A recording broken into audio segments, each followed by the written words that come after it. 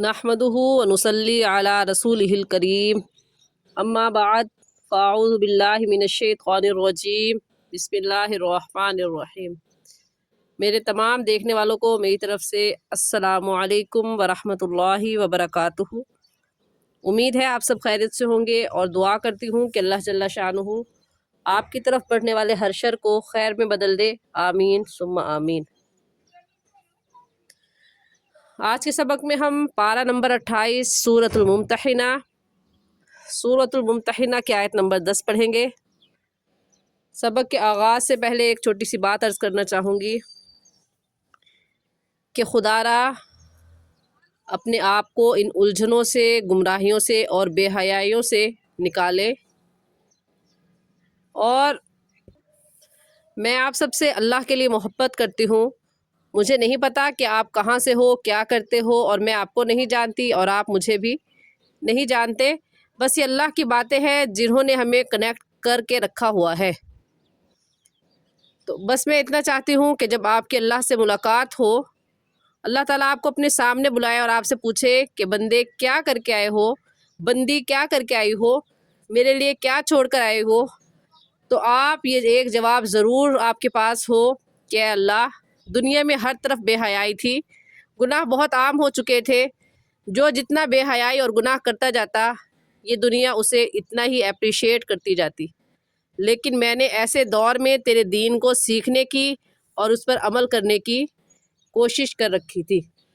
खुदारा मैं आपसे ये दरख्वास्त करूँगी, गुजारिश करूँगी कि आप इस वीडियो को देखें, समझें, समझ कर अपनी गलतियों को दुरुस्त करें और सदक़े जारिया की नीयत से शेयर भी ज़रूर किया करें ताकि ज़्यादा से ज़्यादा लोग अपनी गलतियों को दुरुस्त कर सकें और सही तजवीद के साथ कुरान पाक पढ़ सकें। क्योंकि कुरान पाक का ताल्लुक़ हर चीज़ के साथ है, नमाज के साथ, ज़िक्र व अज़कार के साथ, नवाफिल के साथ।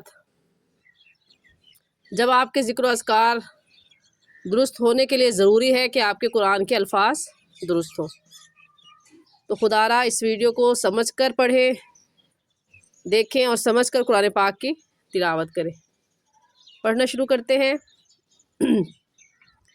अऊज़ु बिल्लाहि मिनश शैतानिर रजीम। सूरतुल मुम्तहिनति मदनिय्यतुम बिस्मिल्लाहिर रहमानिर रहीम। या अय्युहल्लज़ीना आमनू इज़ा जाअकुमुल मुमिनातु मुहाजिरातिन फम्तहिनूहुन्न। नून मुशद्दद पर कोई भी मुशद्दद लफ्ज़ हो, उस पर जब वक़फ़ करते हैं तो उसकी दोबारा भी आवाज़ है हुन्न, क्योंकि नून देखने में एक है और पढ़ने में 2 मरतबा पढ़ा जाएगा। जब आप ये कह जाएंगी फम्तहिनूहुन तो एक ही नून होगा, जबकि ये 2 नून है। तो ऐसे वक़फ़ करेंगे फम्तहिनूहुन अल्लाहु अअलमु बिईमानिहिन्न फ़इन अलिमतुमूहुन्न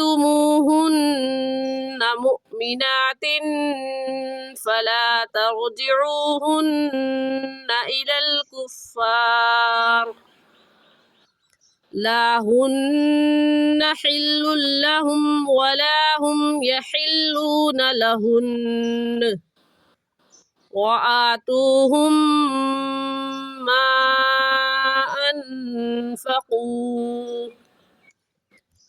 वला जुनाह अलैकुम अन तन्किहूहुन्न इज़ा आतैतुमूहुन्न उजूरहुन्न। इस आयत में या अय्युहल्लज़ीना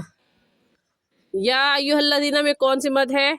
इस मद का नाम है मद्दे मुनफसिल और मद्दे जायज़। हमें कैसे पता चला? क्योंकि हुरूफ़ मद्दा के बाद हमज़ा अगले कलमे में है। हुरूफ़ मद्दा इसमें खड़ी ज़बर है, तो हुरूफ़ मद्दा के बाद हमज़ा अगले कलमे में है। क्योंकि या एक लफ्ज़ है, अय्युहल्लज़ीना दूसरा लफ्ज़ है। तो हरूफ मद्दा के बाद हमज़ा अगले कलमे में आ जाए तो उस मद का नाम मद्दे मुनफसिल और मद्दे जायज़ होता है, और उस मद को 3 अलिफ की मिकदार खींच कर पढ़ते हैं। और क्योंकि यहाँ पर खड़ी ज़बर भी है और खड़ी ज़बर को भी 1 अलिफ की मिकदार खींच कर पढ़ते हैं, तो हम यहाँ पर कुल 4 अलिफ की मिकदार खींच कर पढ़ेंगे। ऐसे कहेंगे, या अय्युहल्लज़ीना, दाल नरम हरूफ में से है, नरमी से पढ़ते हैं। हल्लज़ीना आमनू, आमनू में भी मद्दे मुनफसिल है क्योंकि हरूफ मद्दा के बाद हमज़ा अगले कलमे में है, तो इस मद को भी 3 अलिफ की मिकदार खींचेंगे। ऐसे आमनू इज़ा जाअकुमुल मुमिनातु, जा में कौन सी मद है? इस मद का नाम है मद्दे मुत्तसिल। हमें कैसे पता चला कि इसका नाम मद्दे मुत्तसिल है? क्योंकि हरूफ मद्दा के बाद हमज़ा इसी कलमे में है। हरूफ मद्दा, इसमें अलिफ मद्दा है, अलिफ से पहले ज़बर आ जाए तो अलिफ मद्दा। हरूफ मद्दा के बाद हमज़ा इसी कलमे में है, इस वजह से इस मद को मद्दे मुत्तसिल और मद्दे वाजिब कहेंगे।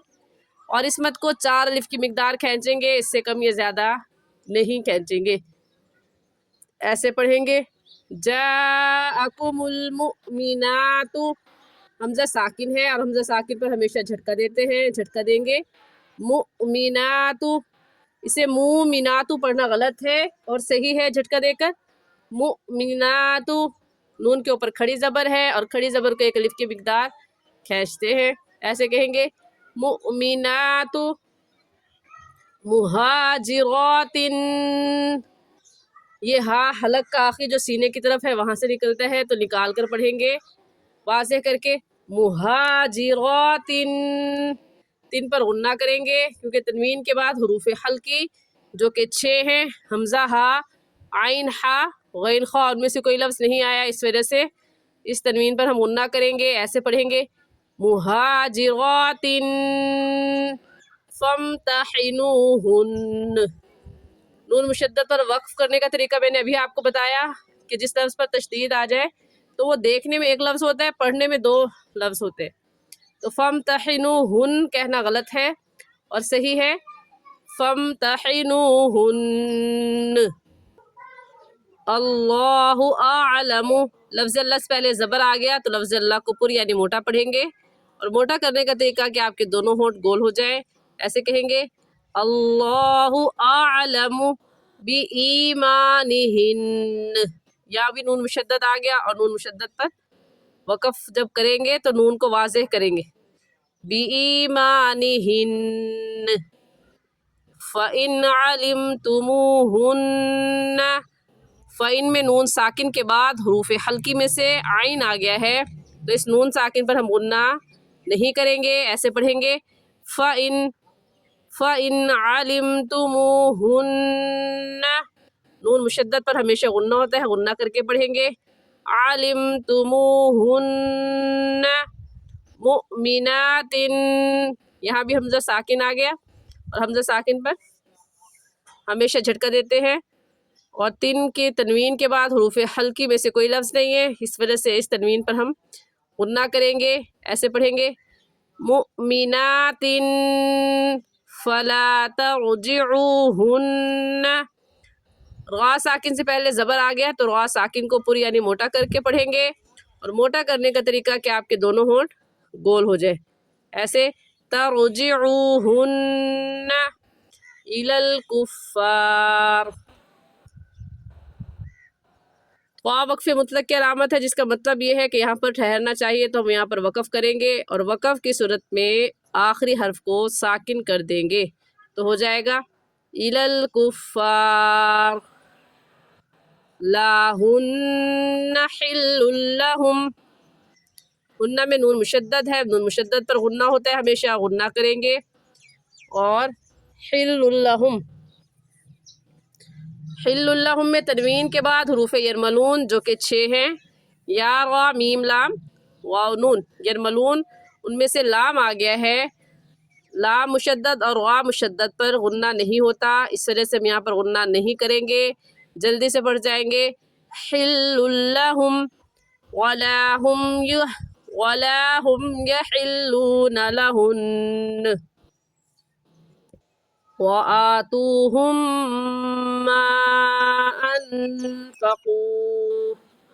وآتوهم میں حمزہ کھڑا زبر ہے اور کھڑی زبر کو ایک الف کی مقدار کھینچ کر پڑھتے ہیں تو کھینچیں گے.